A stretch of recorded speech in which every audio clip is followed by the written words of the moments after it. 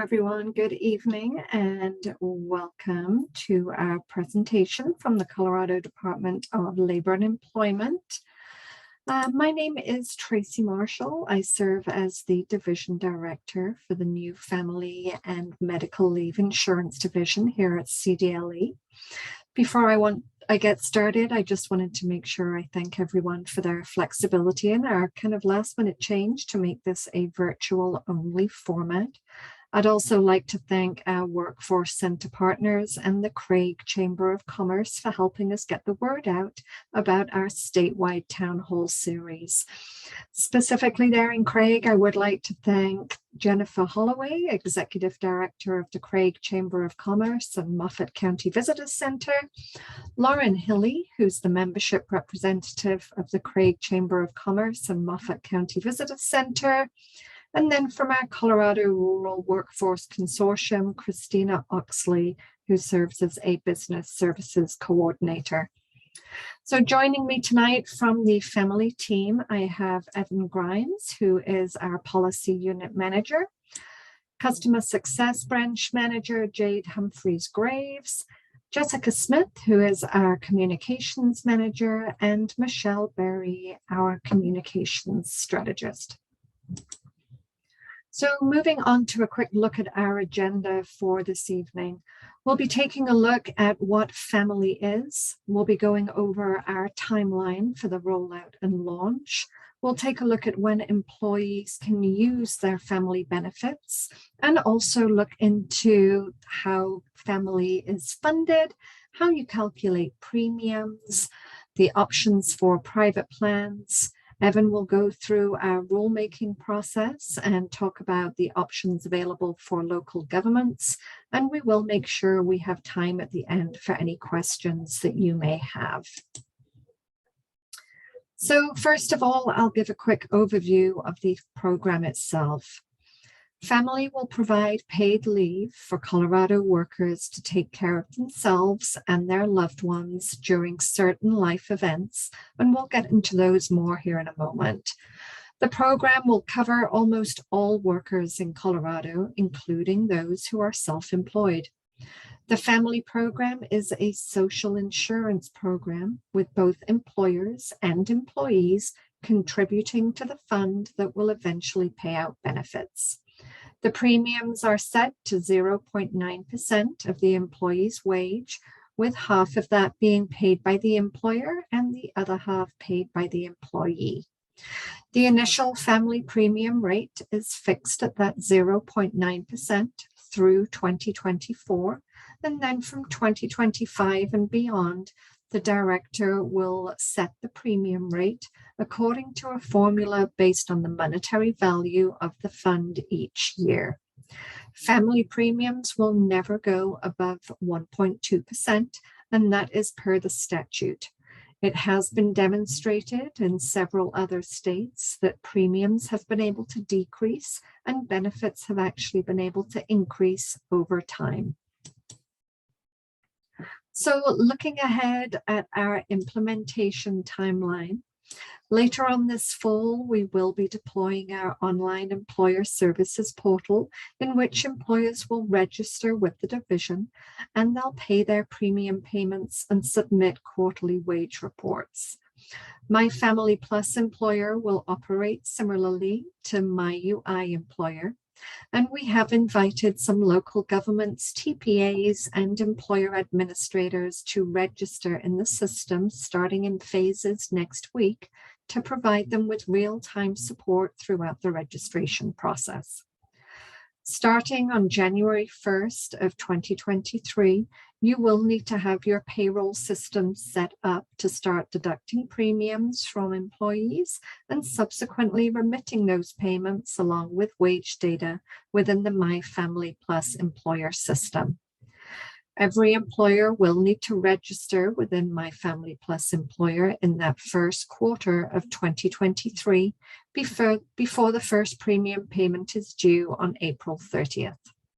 We will be offering a 30-day grace period for the first payment before it's considered late, as we do want to make sure we give employers plenty of time to get comfortable using the system. Finally, beginning on January 1st of 2024, covered workers will be able to submit their requests to take family leave.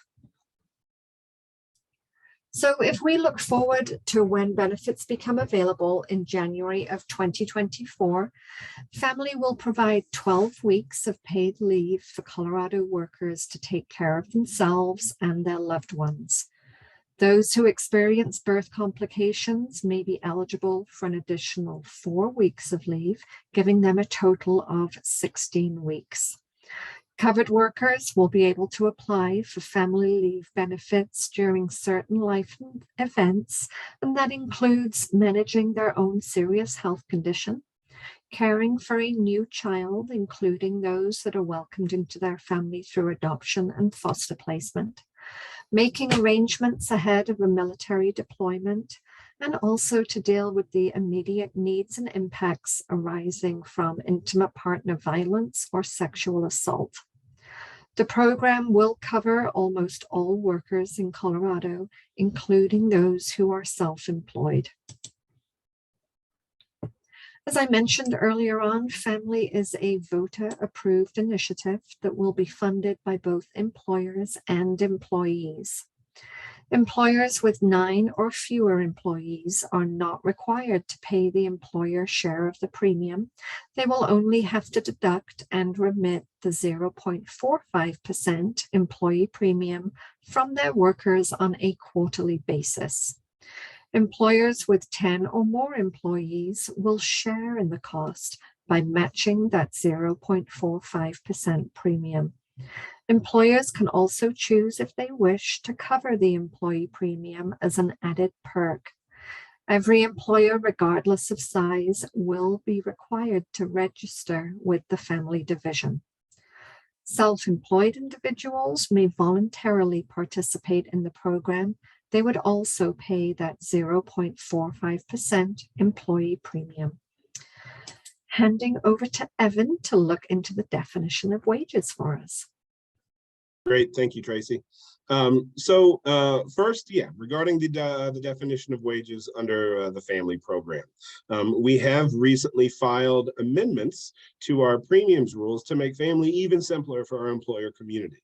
And under those proposed amendments, we have simplified the definition of wages to make wages mean what wages means under the unemployment insurance program, and to make wages not mean what wages don't mean under the unemployment insurance program.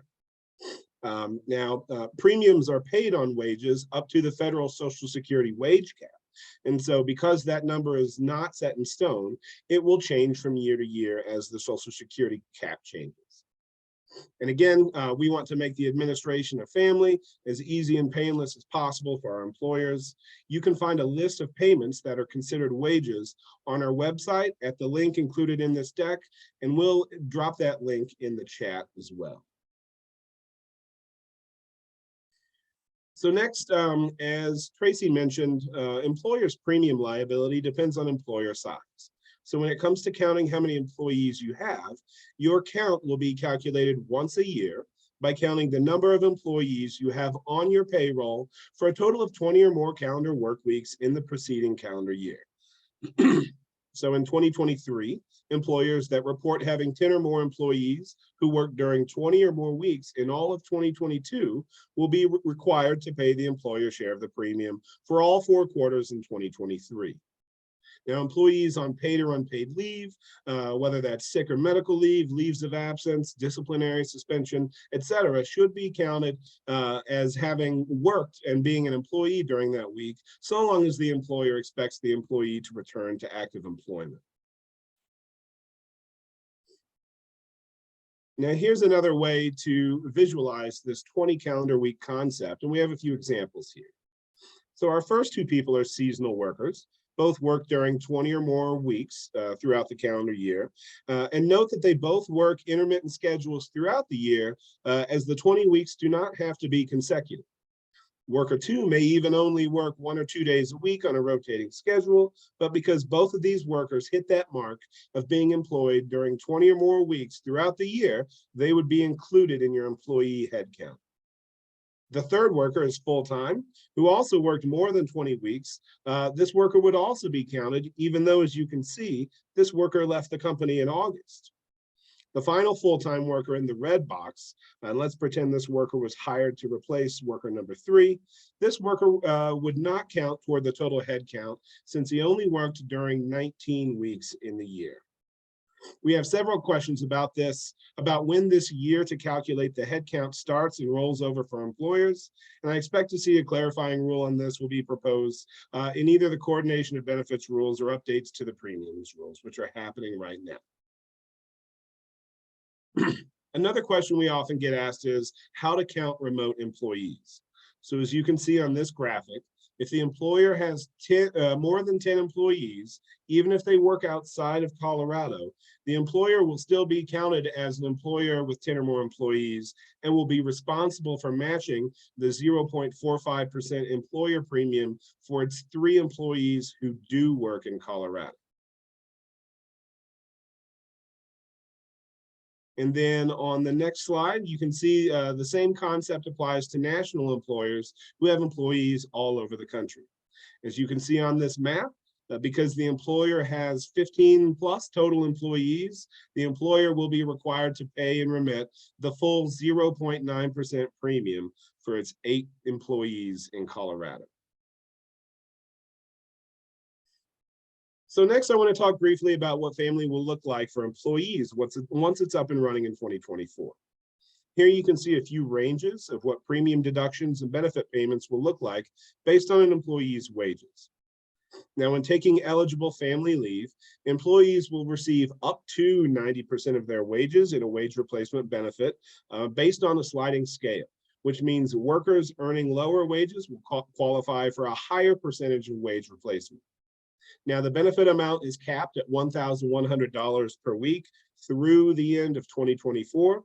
In 2025 and after, that benefit cap, is proportional to the average weekly wage for Colorado. And so therefore that will change from year to year starting in 2025. And again, just as a quick reminder, we do have that benefit amount calculator on our website to help families get a rough estimate of both their deductions and their eventual benefits payments. Now, before we dive more into private plans, we want to emphasize that nearly every Colorado employer will be required to provide a robust paid family and medical leave program, whether they participate in the state-run family program or secure an equal or greater private or self-insured plan. The only employers who aren't required to provide an equal or greater paid leave program are federal employers with employees in Colorado, certain railroad employers, and local government employers who vote to opt out. Now, here's the difference between these options. First, regarding private plans, private employers will have the option to get their private plan approved by proving to the family division that their private plan will be in place by January 1st, 2024, and will provide equal or greater benefits than the family plan. Self-insured plans are a subset of private plans and will need to follow all the same rules and provisions to get approved by the division, just like other private plans. The only difference being these employers will also need to secure a surety bond in order for the division to vet the financial standing of the company. And then finally, local government employers, again, are the only employers who can truly opt out of the family program and not be required to provide any equal or greater private plan. The family statute was written to give local governments this flexibility, which was also outlined in the ballot measure.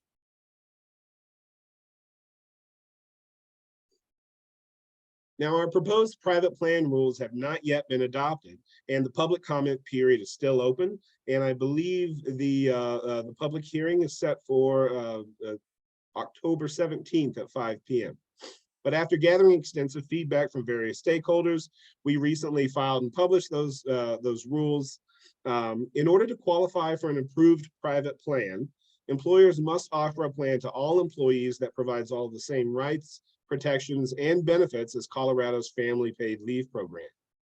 And so that would include offering at least the same number of weeks of benefits, offering at least the same level of wage replacement for each week of benefits, including no additional requirements or conditions, deducting no more from employees' paychecks as they be authorized to deduct under the state plan, covering all employees through the duration of their employment, and remaining compliant with any additional requirements established by the family division. Now, we understand employers need time to shop around and consider their private plan options, and that can't happen until the private plan marketplace practically opens up after we adopt our private plan rules. Therefore, all Colorado employers will begin paying premiums in 2023, and those who secure an approved private plan effective on or before January 1st, 2024 will be issued a refund of premiums paid in 2023, minus a private plan administration fee within 90 days of approval. We anticipate opening up that private plan marketplace sometime between Q1 and Q3 next year, in which we will provide more guidance on how to apply for private plan approval with My Family Plus employer. The deadline to submit a private plan application and receive a refund for 2023 premium payments is October 31st, 2023. But again, the biggest takeaway here is that all private employers will pay premiums next year while you shop for private plans, and then you will be refunded once your private plan is submitted and approved by the division. Next, I want to talk sort of broadly about our rulemaking process. Benefits rules are now adopted. Our proposed private plan rules have just been filed and are published on our rules page.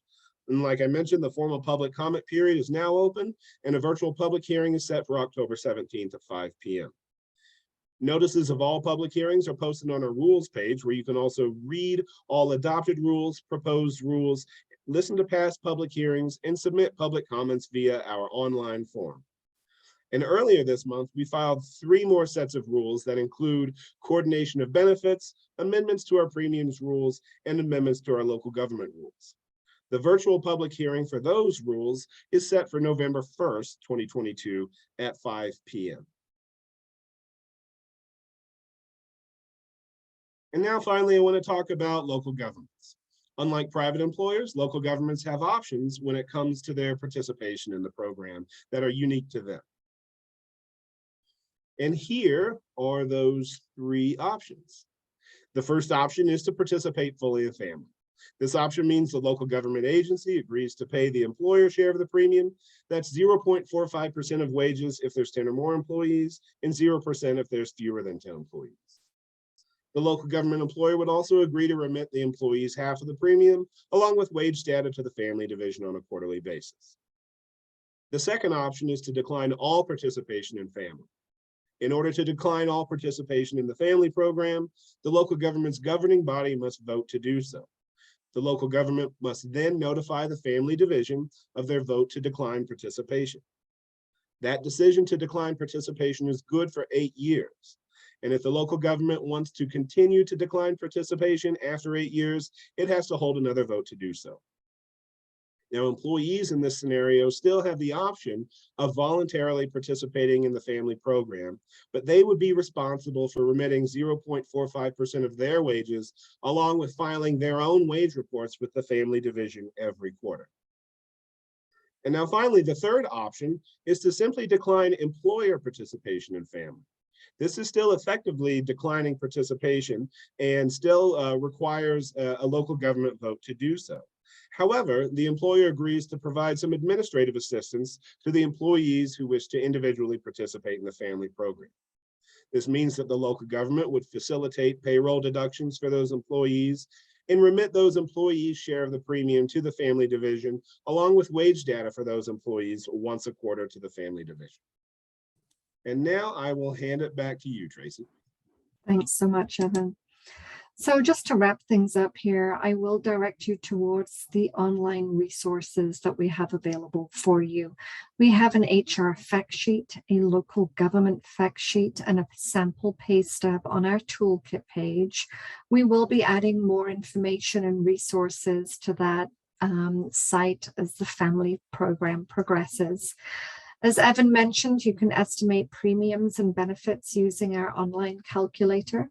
We also have a complete local government guide, along with a poster and a sample written employee notification on the local government's page of our website at family.colorado.gov. Just look for the local governments button, which is on our employer page. If you work with a third-party administrator and want to make sure that your TPA is set up for success, we do have a page with information dedicated to our TPAs, and that includes file specifications and sample files also available on our website. And I do know that Michelle has been dropping all of these links in for you into the chat as we've been talking. So ultimately, the message is we do want to hear from you. You can engage with us in a variety of ways in addition to participating in these webinars. Our email address is listed on the screen here. You can also be alerted to any updates that we have by following us on Facebook, Twitter, Instagram, and LinkedIn. And you can also subscribe to our newsletter for current updates, and that's at family.colorado.gov. So what we'll do now is open up the session for any questions. You can certainly put those into the Q&A function. And I believe this evening, Jessica will be moderating those for us.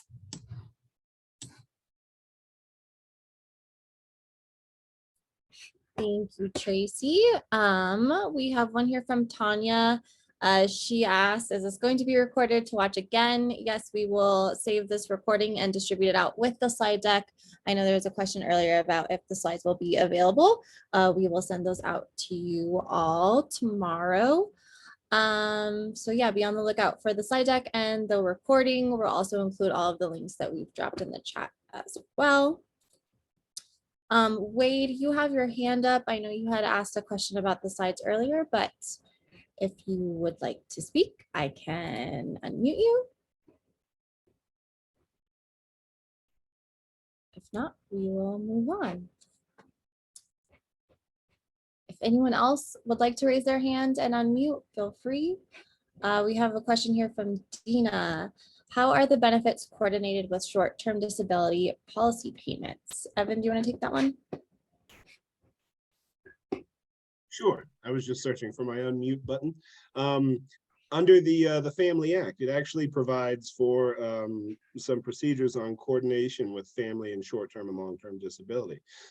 Basically, if an employer offers short-term or long-term disability and an employee takes family leave for a reason that would qualify under the short-term or long-term disability, then the employer can count the family as running concurrently and offset the benefits available under the STD or LTD policies, so long as the employer notifies employees in writing beforehand that that's what it's going to do. Thank you, Evan. And I want to revisit the local government content. This question is coming from Wade. What is the rationale for local governments having the option to opt out? I can take that one. So Wade, the way it was built into the statute ensures that Colorado recognizes the fact that the state is not able to give specific direction to local governments. We're not the ones that have that decisional authority to how the local government agencies operate. So that's why it was built into the statute that way. Evan, feel free to jump in on there if there's any other details you'd like to include. No, I think the only other issue that sort of played into that too was recognizing the fact that local government employees have a lower threshold for eligibility for FMLA benefits.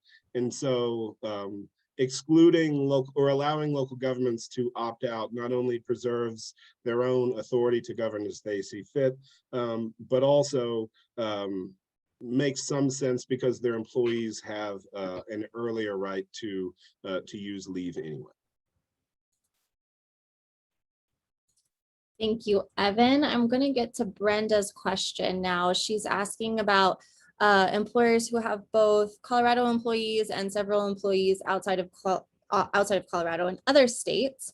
If you work for a company that has the same rules, one in Michigan and one in Wyoming with over 200 employees, are you under the same rules as the one in Michigan and one in Wyoming? So Evan, maybe you could clarify for out-of-state employers, which program they would follow for which employees and how it would relate to Colorado employees. Let's pull up this map. So I don't entirely understand the question, but I will try to give you some helpful information. And Brenda, if I'm not answering what you're wondering, then please just follow up. But basically, for coverage under the family program, we're looking at where the employee works. And so if you work in Colorado, it doesn't matter where your employer is based. Your employer can be based in Michigan. Your employer can be based in Wyoming. Your employer can have people all over. But if you work in Colorado, then you're covered under family. As far as determining employer size, we look at the employer's total nationwide headcount. And if you, for example, live in Colorado, but you cross the border and go work 100% in Wyoming, then you wouldn't be covered. Now, there is some sort of nuance that comes into play where someone works part of the time in Colorado and part of the time in another state. I would direct you to our premiums rules. We have some provisions in there that are very detailed about whether or not you qualify as a Colorado worker. But the sort of rule of thumb is where do you work? If you work here, you're covered. If you don't work here, you're not. Thank you, Evan. And Brenda, if we didn't capture that question properly, feel free to raise your hand or type in another one. We have one from Leslie. How will an employee request benefits? Tracy, do you want to take that? Yeah, I'd be happy to. So Leslie, we have just started the process of building out that system, exactly what it looks like when an employee requests to use their benefits. We haven't quite determined yet. What I can tell you is that they will be applying directly to the state. We're going to be looking into options to make this as easy and streamlined as possible, both for employee access and for employer notifications. We're currently doing research with employer and healthcare provider communities. And if that's something that you would be interested in participating in, we can certainly get information out to you if there's space available in that research group. Thank you, Tracy. We have another coordination of benefits question. Evan, if you could take this one from Dina. Is there an obligation for the employer to report to the family division that the employee requesting family leave has either short-term disability or long-term disability?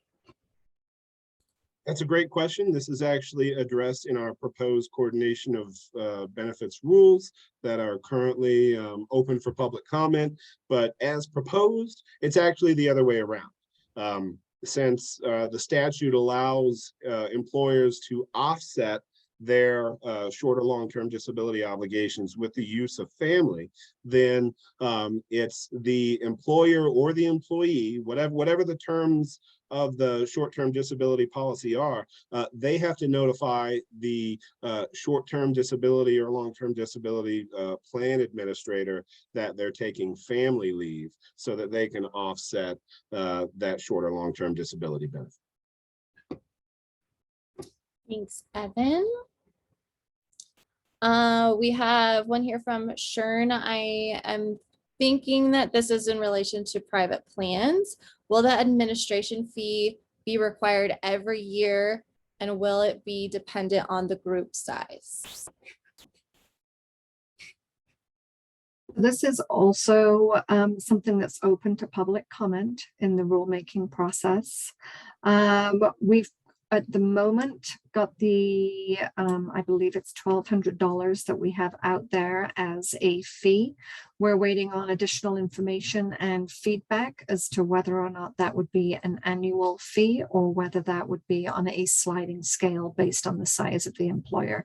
Certainly options that we would welcome feedback on in our public comment hearings. Thanks, Tracy. I will actually, Jess, I'll actually go into a bit more detail. I'm sorry. Sure. No worries. The reason that we're doing this fee and why it may seem different from things that you're seeing with other states is that again, the way that the statute was written in Colorado is that any appeals have to come through the state. So even if you have a private plan that covers, I don't know, your 250 workers, if your private plan administrator makes a denial decision and that employee chooses to appeal with the state, that is something that we would need to take care of for you within CDLE and the FAMLI program. So that's why, again, this administration fee looks a little bit different to the way things are being done in some of the other states. Thank you, Tracy. We have one here from Shelley.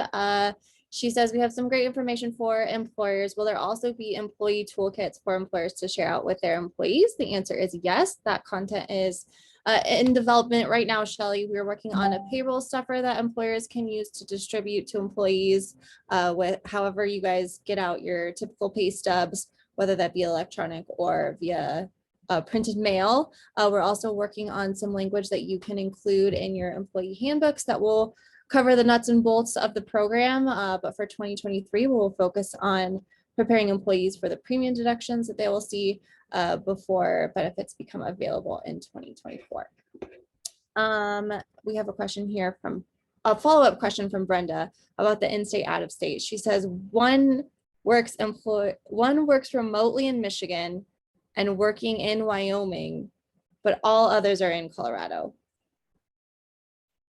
Great. So in that circumstance, the Michigan employee, the Wyoming employee, and all the Colorado employees count toward your employee head count if they worked, during 20 or more work weeks in the previous year.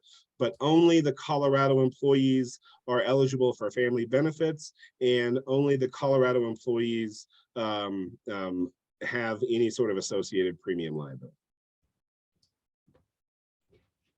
Thank you, Evan. Here's a question from Marlo that Evan, I'm hoping you can take. Are H-2A wages included in the calculation of the premium payment? I believe so, and I say that slightly tentatively, knowing that there's a good deal of in and out to the definition of wages under the Colorado Employment Security Act, which is what we're going to be mirroring with the FAMLI program. So without having all of that memorized and open in front of me, I believe that H-2A wages are considered wages for purposes of family calculations.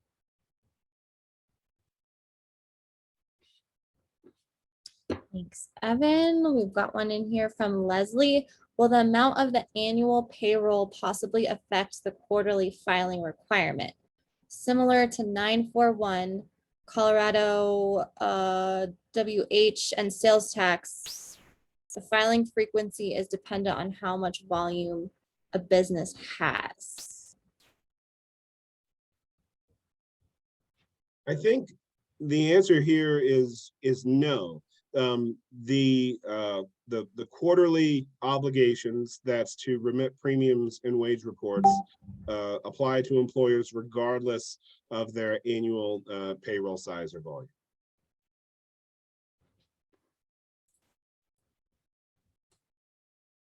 Thank you, Evan. Looks like we've gotten through all of our questions in the Q&A.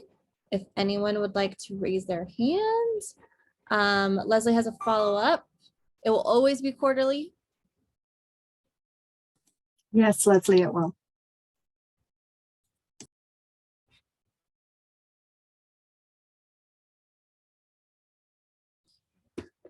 We'll give y'all a few moments. You are welcome, Leslie. Thank you for asking a great question.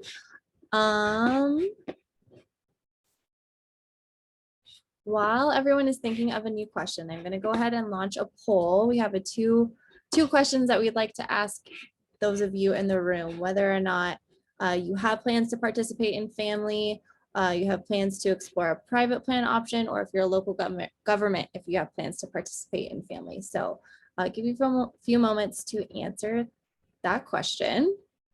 And meanwhile, think of other questions for us to type into the chat or raise your hand. We'd be happy to put you off of mute.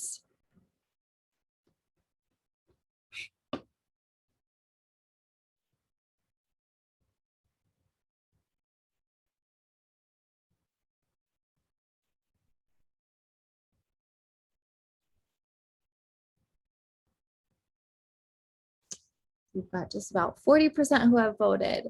So go ahead and put your votes in, put a question in the chat, raise your hand.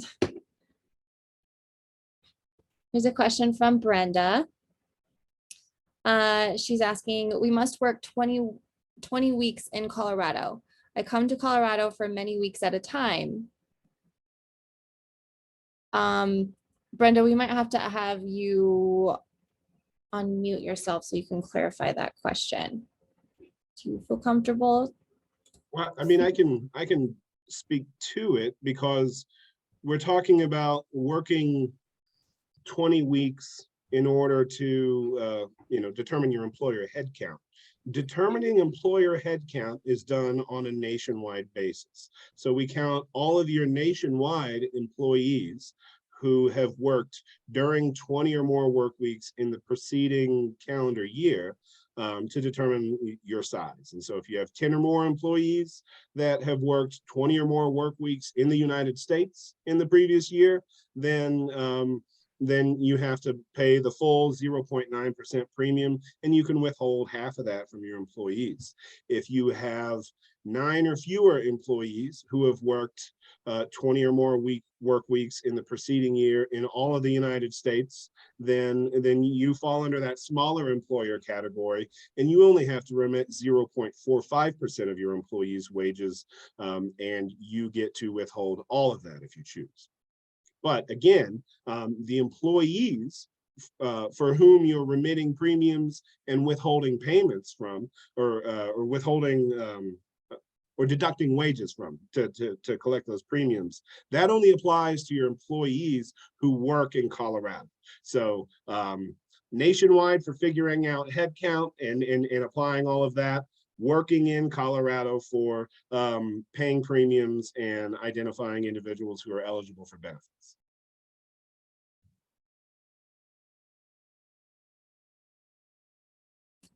Brenda has got her hand up. So Brenda, go ahead, and you have been unmuted, so feel free to talk. Okay, so for instance, I do payroll in Colorado for a Colorado company. Half the time is in Michigan and half the time I'm in Colorado. So would I be under the tax when I'm in Michigan, or do I pay it the whole time? And the same with the person that does the same thing for Wyoming.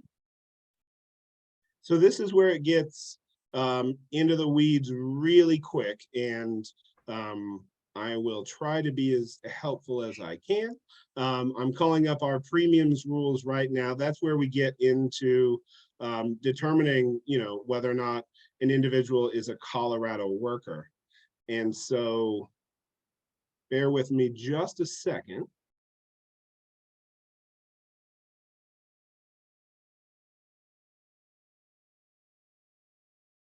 So it sounds like, and don't take this for gold, because obviously, I can't give you legal advice on the fly, but I want to be as helpful as possible. So I'm looking at our premiums rules to determine in-state status of employees. The easy ones are if an employee works entirely in Colorado, they're a Colorado worker. A slightly easier one is if they work both inside and outside of Colorado, but the work outside of Colorado is just sort of incidental. Imagine someone who maybe drives a truck or something and pops into Wyoming here and there, but most of their truck driving is done in Colorado. That person's a Colorado worker too. Your situation is more unique, because if you're working half and half, then it's hard to say which one is incidental to what. And so looking at the next category, if services are not localized in any state, but some of the services are performed in Colorado, and the base of operations is in Colorado, then that worker is covered. So it sounds like that's what you fall under. If you're working for an employer based out of Colorado, you work both within Colorado and outside of Colorado. Neither one like rises to the top as being your primary workplace. Because your employer is based in Colorado and because you work some in Colorado, then you are covered as a Colorado worker in that instance. Is that helpful? Yes. Great.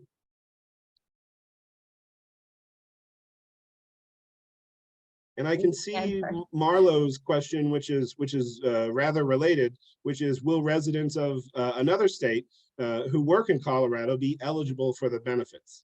And the answer is yes. Again, the primary thing that we're looking at is, first and foremost, where do you work? And if the answer to that question is, I work 100% in Colorado, it doesn't matter if you commute from Hawaii. Like, you still, well, that's a heck of a commute, but you would be eligible for family benefits as a Colorado worker. Thanks, Evan. Okay, we've gotten through our questions again in the Q&A. I'm going to go ahead and end the poll and share the results so everyone can see those. But feel free to type in more questions if you have them. It looks like we've got 5 of you who do plan on participating. That's great.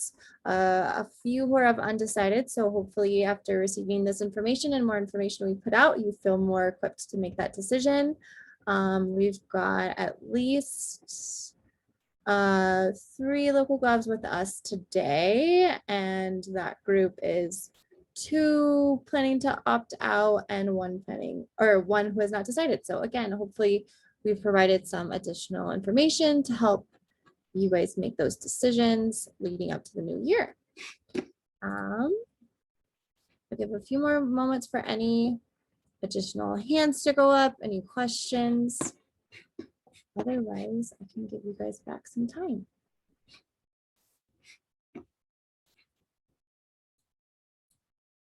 All right, well, if we are all through the questions, I will gift you all back 15 minutes. Again, we'll send out these materials most likely tomorrow, and we'll put up our email address one more time. If you have any additional questions, feel free to contact us directly and we will get back to you as soon as we can.